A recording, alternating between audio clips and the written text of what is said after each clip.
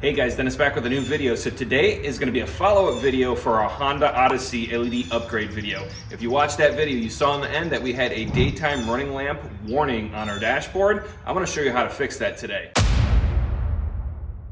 Now these are the CANBus decoders that we're going to be using on the Honda Odyssey. They do make these for different types of bulbs. You can see all of the different bulb types that this particular one works with.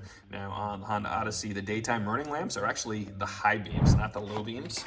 So this is what the decoder looks like, and it simply just plugs directly in line with your new LED bulb, and this helps to smooth out the power. A lot of newer cars pulse the halogen bulbs to save on power consumption and to keep the bulb running cooler.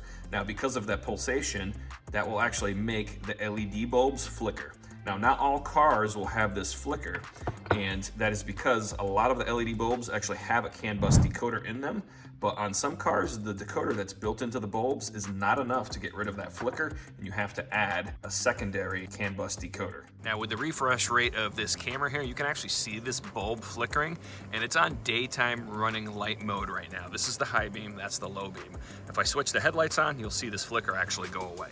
All right, so we're on low beam. I'll actually turn the high beam on and you'll see that it doesn't flicker. Now that's just because I have the headlight switch in the full headlight position with the high beam engaged. Now as you can see with the headlights off, we have this DRL error on our dashboard on our Honda Odyssey. That's daytime running lamps, and that's just telling us that there's an issue with the bulbs. Now the CANBus decoder should take care of this. Now we're going to start with the passenger side, and to be able to get to the high beam, because it's tucked behind everything, we have to pull on this tab here and pull our power steering reservoir out of the way, and then I can actually reach down inside. I'm going to turn it counterclockwise, and as you can see, we have the high beam bulb, and I'm just going to press on this tab and we can pull this out. All right, now all we're simply gonna do is connect this decoder in line with the bulb.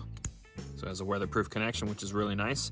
And this is aluminum. And you wanna make sure you don't have this thing like sitting on anything plastic, because these do get hot. Now we'll mount our bulb back in, and then we'll find a place to secure this to with the zip ties that they provided. All right, but first, before we mount this in, we're actually gonna connect our headlight connector with the other end of the CANBus decoder. And you just push these two connectors together.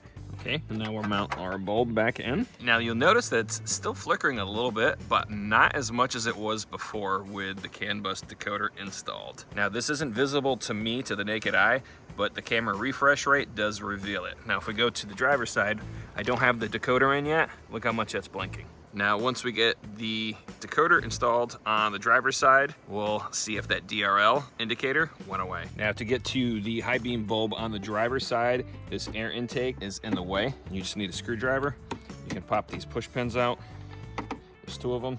This lifts simply right out of here. Fortunately, it's kind of hard to see, but it's right in front of the battery, and that's why we had to remove that air plenum, and that's so we can get our hand down inside of here to be able to twist this bulb out. We'll plug in the connector that originally connected to the bulb to our CANBus decoder. Then we have the one from the CANBus decoder to the actual LED headlight. We'll mount that in, and then we can put the bulb back in, and then we'll get this zip tied in. All right, we have our decoder mounted in here. Everything's plugged in. We're gonna put this back, and it just pops back into place. Line up your holes for your push pins, pop those back in.